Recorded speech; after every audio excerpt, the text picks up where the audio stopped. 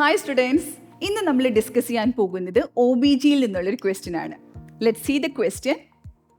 A nurse is caring for a client at 36 weeks gestation who has severe preeclampsia. Which assessment finding requires the most immediate intervention? Let's check the options. Blood pressure 170 by 112 mmHg, urine protein 3+, reports severe epigastric pain rated 8 out of 10, generalized edema of the hands and face. അപ്പോൾ ക്വസ്റ്റ്യനിൽ എന്താ ചോദിച്ചിരിക്കുന്നത്? ക്വസ്റ്റ്യനിൽ പറഞ്ഞിരിക്കുന്നത് ഒരു 36 weeks pregnant ആയിട്ടുള്ള woman, she has severe preeclampsia. Note this point, she has severe preeclampsia. എന്നിട്ട് അവരുടെ ചില അസസ്മെൻറ്റ് ഫൈൻഡിങ്സ് തന്നിട്ടുണ്ട്. ഇതിൽ ഏത് ഫൈൻഡിങ്ങിനാണ് നമ്മൾ പ്രയോറിറ്റി കൊടുക്കേണ്ടത്, ഏത് സൈനിനാണ് ഇമ്മീഡിയറ്റ് ഇൻ്റർവെൻഷൻ ആവശ്യമായിട്ടുള്ളത്? അപ്പോൾ ഓപ്ഷൻസിൽ നോക്കുവാണെങ്കിൽ ഓപ്ഷൻ എയിൽ ബ്ലഡ് പ്രഷർ 170 by 112, അത് ഹൈപ്പർ ടെൻഷൻ ആണല്ലേ കാണിക്കുന്നത്.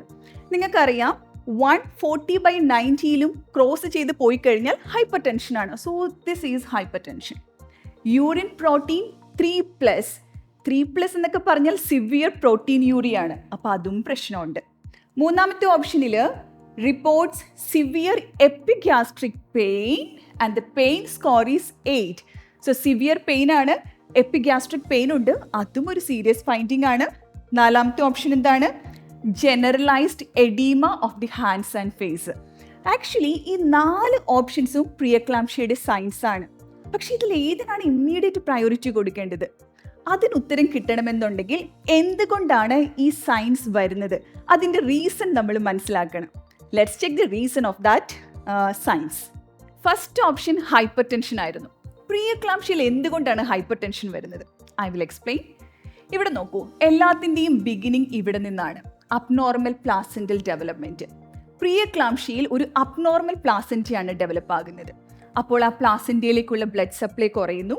അങ്ങനെ വരുമ്പോൾ പ്ലാസെൻ്റ ചില ഹാംഫുൾ ആയിട്ടുള്ള സബ്സ്റ്റൻസസിന് റിലീസ് ചെയ്യുന്നു. ഓക്കെ, ഈ ഹാംഫുൾ ആയിട്ടുള്ള സബ്സ്റ്റൻസസ് ബ്ലഡ് വെസൽസിന് ഡാമേജ് ഉണ്ടാക്കുന്നു. ഓക്കെ, ഇവിടം വരെ ക്ലിയർ ആണല്ലോ അല്ലേ? ഈ ഒരു അബ്നോർമൽ പ്ലാസെൻ്റൽ ഡെവലപ്മെൻറ്റ് കാരണം ബ്ലഡ് വെസൽസിന് ഡാമേജ് വരുന്നു and that will result in vasoconstriction. എന്താണ് vasoconstriction? Vasoconstriction means blood vessels constrict ആകുന്നു. അങ്ങനെ ബ്ലഡ് വെസൽസ് കൺസ്ട്രിക്റ്റ് ആയാൽ എന്ത് സംഭവിക്കും? ബ്ലഡ് പ്രഷർ കൂടും. അങ്ങനെ ബ്ലഡ് പ്രഷർ കൂടുന്നു.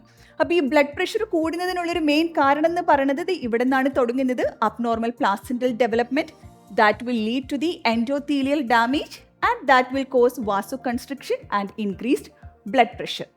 ഇനി നമുക്ക് അടുത്ത ഓപ്ഷൻ നോക്കാം. ഓപ്ഷൻ ബിയിൽ പ്രോട്ടീൻ യൂറിയ ആണുള്ളത്. നമുക്കറിയാവുന്ന കാര്യമാണ്, പ്രോട്ടീൻ യൂഷ്വലി യൂറിനിലൂടെ എക്സ്ക്രീറ്റ് ആകത്തില്ല. പക്ഷെ പ്രിയക്ലാംഷ്യയിൽ പ്രോട്ടീൻ യൂറിയ ഉണ്ട്. അപ്പോൾ അതിൻ്റെ കാരണം നോക്കാം. അതിൻ്റെ കാരണം എന്ന് പറയുന്നത് ഗ്ലോമറുലാർ ഡാമേജ് സംഭവിക്കുന്നുണ്ട്. ഗ്ലോമറുലൈനെ പറ്റി നിങ്ങൾക്ക് അറിയാലോ അല്ലേ? നമ്മുടെ കിഡ്നിയാണ് മെയിൻ ഫിൽട്രേഷൻ നടത്തുന്ന ഓർഗൻസ്. അപ്പോൾ കിഡ്നിയിലുള്ള ഗ്ലോമറുലൈക്ക് ഡാമേജ് വരുന്നു. ഗ്ലോമറുലൈക്ക് ഡാമേജ് വരുമ്പോൾ എന്താ സംഭവിക്കുന്നത്? പ്രോട്ടീൻ യൂറിനിലൂടെ ലീക്ക് ആകുന്നു. അതായത് ഇത്രയും ചിന്തിച്ചാൽ മതി, നമ്മുടെ കിഡ്നീനെ നമുക്കൊരു അരിപ്പയുമായിട്ട് കമ്പയർ ചെയ്യാം. അപ്പോൾ സാധാരണ കിഡ്നി എന്ന് പറയുന്നത് യൂറിനിലൂടെ ഈ എക്സസ് ആയിട്ടുള്ള വാട്ടർ, വേസ്റ്റ് ഇതിനെയൊക്കെയാണ് യൂറിനായിട്ട് എക്സ്ക്രീറ്റ് ചെയ്ത് കളയുന്നത്. പക്ഷേ ഇവിടെ എന്താ സംഭവിക്കുന്നതെന്ന് വെച്ചാൽ ഗ്ലോമറുലൈക്ക് ഡാമേജ് വരുന്നു, ഈ അരിപ്പയ്ക്ക് ഡാമേജ് വരുന്നു. അപ്പോൾ ഈ ചെറിയ ചെറിയ ഹോൾസ് ഒക്കെ വലിയ ഹോൾസ് ആയിട്ട് മാറുന്നു. അപ്പോൾ എന്താ സംഭവിക്കുക? പ്രോട്ടീൻ പോലത്തെ ലാർജ് മോളിക്യൂളും യൂറിനിലൂടെ എക്സ്ക്രീറ്റ് ആയി പോകുന്നു.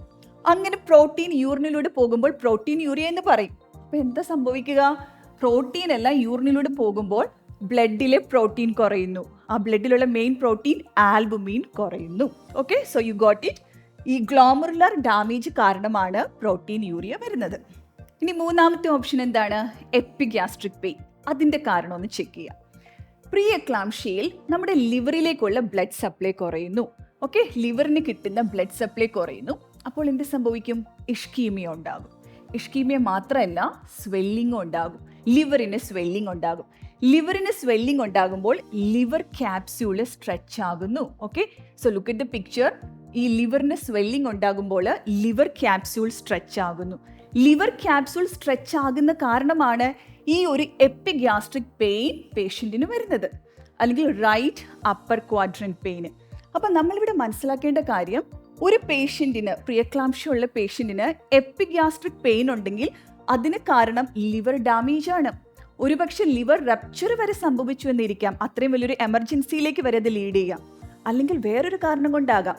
പ്രിയക്ലാംഷ്യയുടെ തന്നെ വലിയൊരു കോംപ്ലിക്കേഷനായ ഹെൽപ്പ് സിൻഡ്രത്തിലും ഈ ലിവർ ഡാമേജ് വരുന്നുണ്ട്. അപ്പോൾ epigastric pain is A serious finding. അതൊരു പക്ഷേ ലിവർ റപ്ചറിലേക്ക് ലീഡ് ചെയ്യാം, ലിവർ ഡാമേജിന്റെ ഒരു കാരണം കൊണ്ടാകാം. അതർവൈസ് പ്രിയക്ലാംഷ്യയുടെ ഒരു കോംപ്ലിക്കേഷനായ ഹെൽപ്പ് സിൻഡ്രം കാരണവും ആകാം. ഓക്കെ, അപ്പോൾ ഹെൽപ്പ് സിൻഡ്രം എന്താണെന്ന് കൂടി ഞാനൊന്ന് പറഞ്ഞു തരുവാണ്. ഹെൽപ്പ് സിൻഡ്രം എന്ന് പറഞ്ഞാൽ ശരിക്കും ഹെൽപ്പ് വേണ്ട ഒരു സിറ്റുവേഷൻ തന്നെയാണ്. ഇത് ആക്ച്വലി ഒരു അക്രോണിമാണ്. H4 haemolysis, RBC break down ആകുന്നു. EL4 ഇലവേറ്റഡ് ലിവർ എൻസൈംസ്, അതായത് ലിവർ എൻസൈംസ് ആയിട്ടുള്ള ASTയും ALTയും ഒക്കെ ഇലവേറ്റ് ആകുന്നു.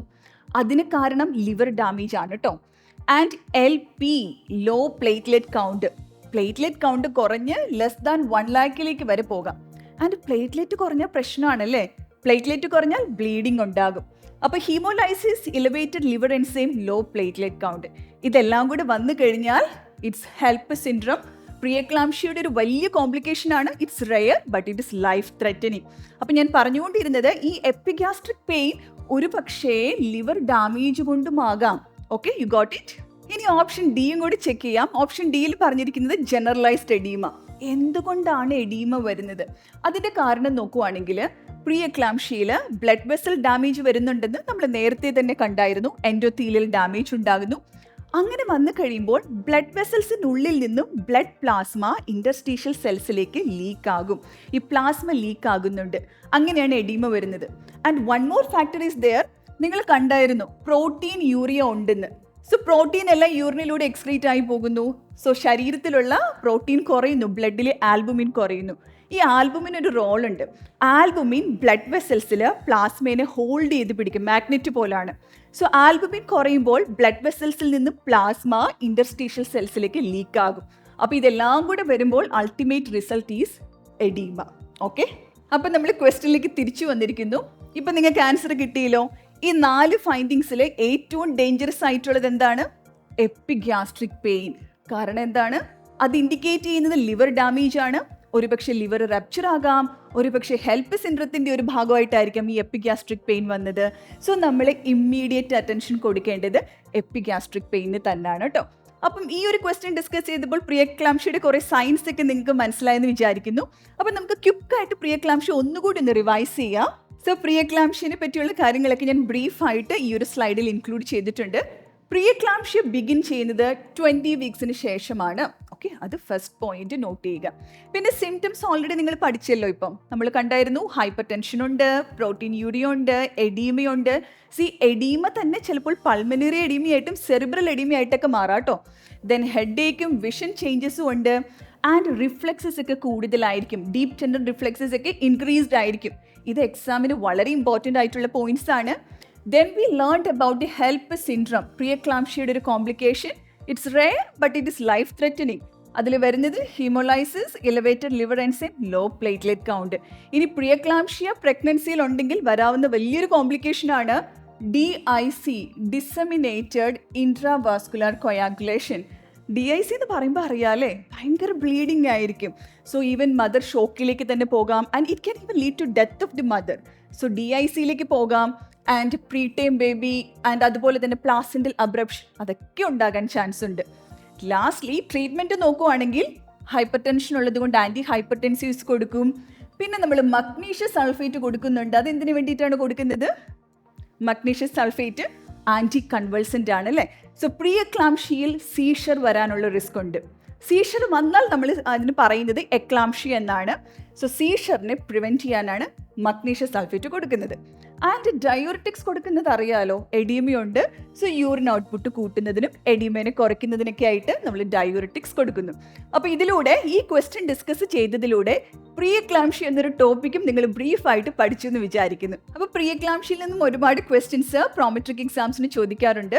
പ്രിയക്ലാംഷ്യ റിലേറ്റഡ് ആയിട്ടുള്ള കൂടുതൽ ക്വസ്റ്റ്യൻസ് പ്രാക്ടീസ് ചെയ്യാൻ താല്പര്യമുണ്ടെങ്കിൽ comment the word preeclampsia in the comment box. കോച്ചിങ്ങിന് ജോയിൻ ചെയ്യാൻ താല്പര്യമുള്ളവർക്ക് ഞങ്ങളെ കോൺടാക്റ്റ് ചെയ്യാം. കോൺടാക്ട് ചെയ്യേണ്ട നമ്പർ ഇവിടെ കൊടുത്തിട്ടുണ്ട്.